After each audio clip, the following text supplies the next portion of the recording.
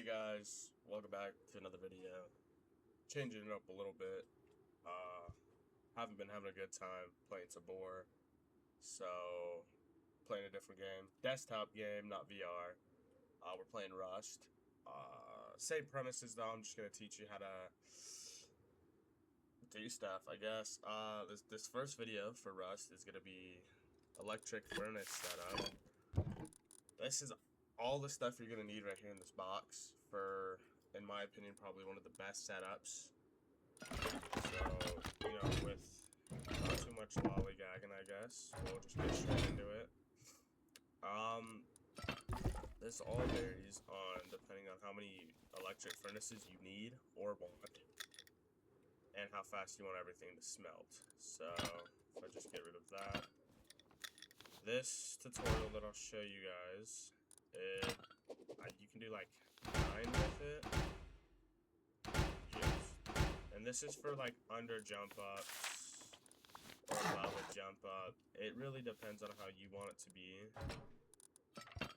I normally just do this under jump ups because it takes up less room.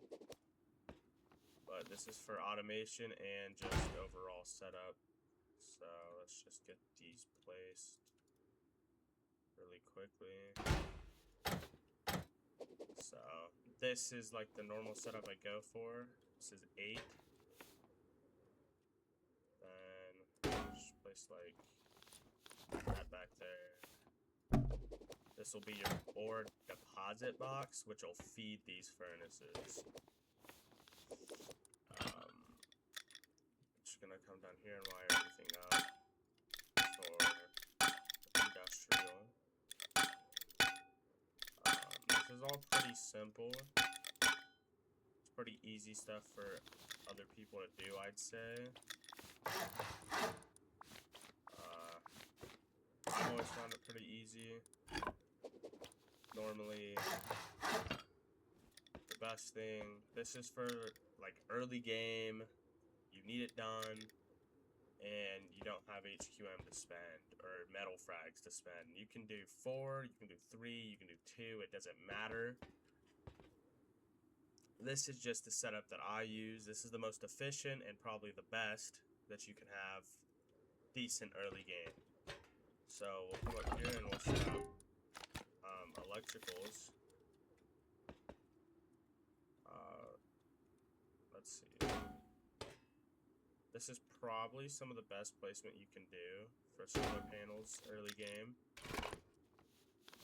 You're going to want to take a root combiner, because you're going to want 2 solar panels charging all this. And you're going to want to kind of wire it all up in here nicely. That way, no matter what, you can have good batteries. Good looking wiring, I should say. One thing I recommend before you set anything up is do the battery and solar panel first. That way the battery gets charged by the solar panels. And by the time you have all this done and set up, you're good to just start cooking. So for this, like I showed you, this is just like the simple setup that I use. Don't wire this because it's irrelevant. It's not useful. Forgetting one item. Item I'm forgetting that you guys are going to need is electrical branch. So, but here, you're going to take your splitter. I'm going to do this up here. That way it's just easier. You're going to want to place as many as you're going to need. So that should be good. And each 3 is going to need 9 power. Let's see, let's make this more even. Easier for most people. I should be able to reach the back one still. Yep. And can reach this one, I just got the prompt for it.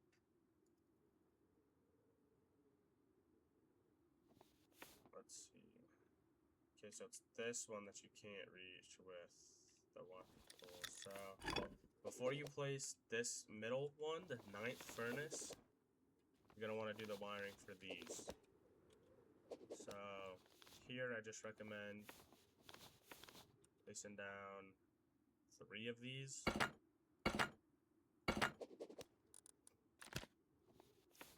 That way, power it out even. And for electrical branches, set it to 9 for each one. That way you can power each electric furnace. Take the power out and wire it into the power in for each one.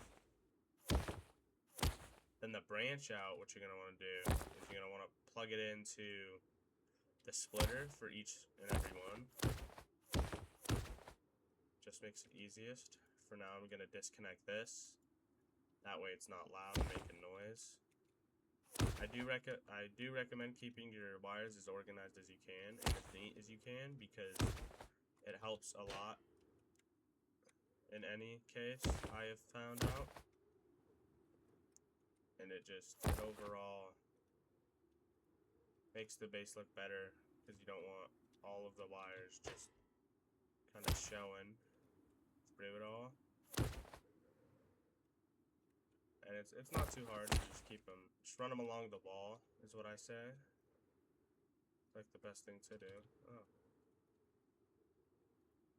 Okay, so both of those were wired up wrong. Okay, so for this one. So I always start it, so if I have the splitter set up like this, these 3 furnaces, well, these 3 outputs get put into these 3 furnaces. Second splitter goes into this furnace, the one that's supposed to be here, and then the one that's right here. And for that middle one, you're going to skip this one and just go straight to power 3. Because you're going to want to keep it as organized as possible. See, and then you just run it across just like that. Take this back. And the fastest way to wire stuff is when you're at it. I'll show you in a second. Is if you're already up here, you take power out, go down, go all the way down, you put it into power in, and the next one you need, do power out, and then you can just rerun it all along everything, and then it makes it so much easier, less stressful. And like I said, skip power out 2 for now, then boom. Then you can go back down, and you can place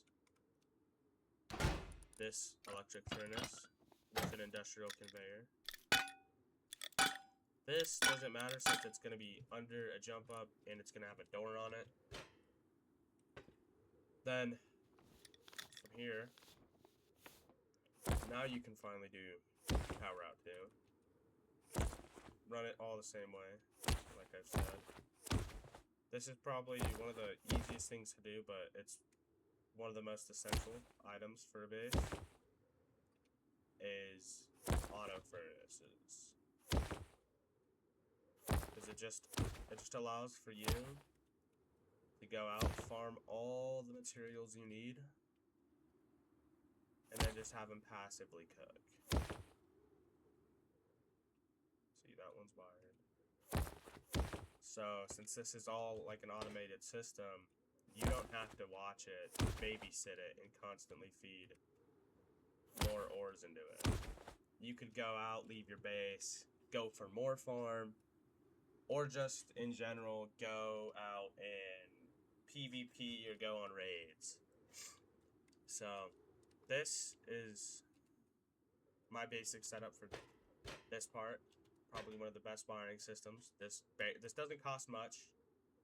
Costs low. Metal frags for just like the electricals here. It's not bad. Along with up here, it's 2 tech trash and like 10 HQM. Yeah, it's 10 high quality metal. The battery is 5 high quality metal and 1 tech trash.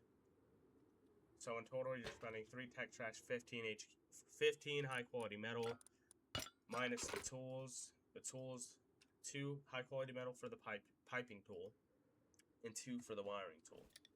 But let's get on to this part, because this part is kind of tricky, because some people tend to mess it up.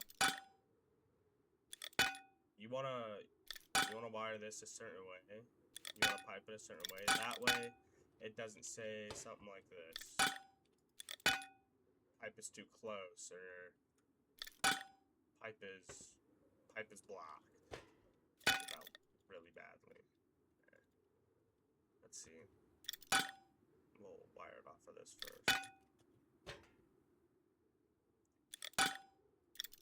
And you don't want to use too many segments because you only have a certain amount. Segments is that little number right under the big one. If you notice, it says 16. If I go past one, I can't place anymore. So you always want to watch what you're doing and how many segments you're using. Because if you use too many, then it's not going to work properly. If you use too little, then it's fine. That's actually what you want. So that's all this setup. This will be fully automated, so... Oh, I'm forgetting something. You're going to want to take a industrial conveyor, and for industrial out, which means I got to restart all of this, you're going to want to pipe it into here, and then from this, let's see, you're gonna need 4 electrical branches instead of 3. That way you can do this. You set this to 1. You just wire it all up. Bring it over to here.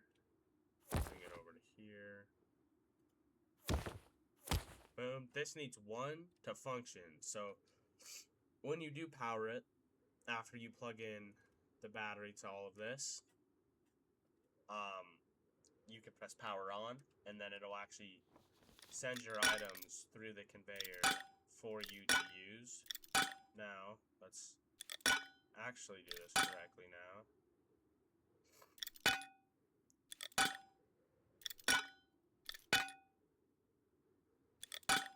Bring it out to here, and here, and then boom. Now, if I go and I do this, and I do something like ores, and I just grab 1,000 of each stack. Actually, we'll just do this, and then I power all of these. You can also hook all of this up to a switch. It's a little bit more confusing, a little bit more time consuming. So here, you just press power on. If I go into here, usually takes a second. It's pumping out. It was at 1,000, and now it's not. And then it's just put it here, and then it'll pump right back into here. Which, simple, easy, effective. Takes maybe 15 minutes to set up, depending on how long.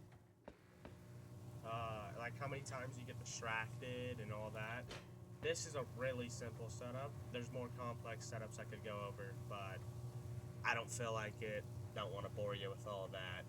This is probably the easiest setup I could show you.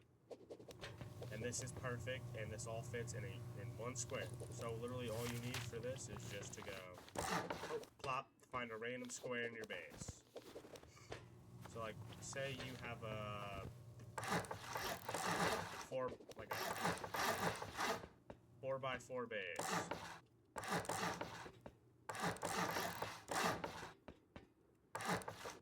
Boom. I'm sure you could find one square in here after all of your building and once your base is full built up. Or even when it's not full built up, which this is honestly what this is for. This is the best, most effective auto smelter that I've used, that I've created for early game. Late game, when you need it to smelt more, I recommend putting 10 to 15, which helps a lot.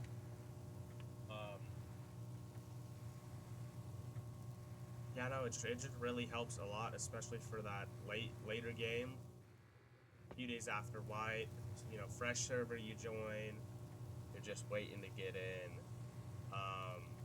My next video, I'm gonna do a charcoal smelter for sulfur to make gunpowder, and make explosives so you can raid.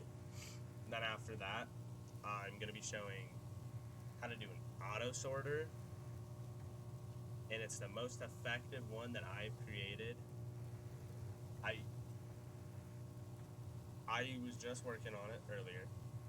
It's really effective, it's really simple, just like this. And I'll show you,